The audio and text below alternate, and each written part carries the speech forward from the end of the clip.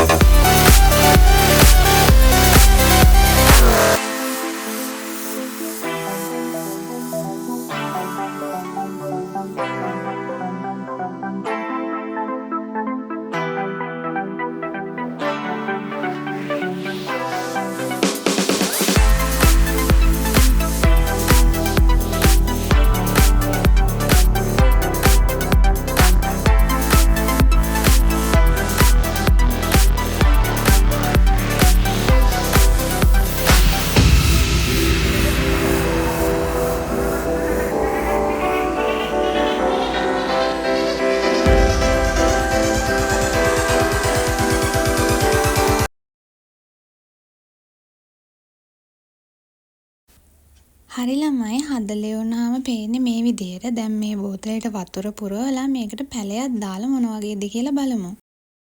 ළමයි මම මේකට දාගෙන තියෙන පැලය වතුර විතරක් තිබුණත් හැදෙන පැලයක්. ඒ වුණාට ඔයාලට මේකට මේ පැලයක්ම හොයාගන්න බැරි නම් මේ බෝතලේ වෙනස් විදිහේ බෝතලයක් මේකට හයි කරගෙන ඒකට පස් පුරවලා ඒකෙත් පැලයක් හිටව ගන්න පුළුවන්. අදට මගේ වීඩියෝ එක ඉවරයි ළමයි. එහෙනම් මේ වගේ අලුත් අදහසක් අරගෙන ඔයාලව හමු වෙන්න ආයි එන්නම්. එතකන් සතුටින් පරිස්සමින් ඉන්න ඕනේ. බයි බයි.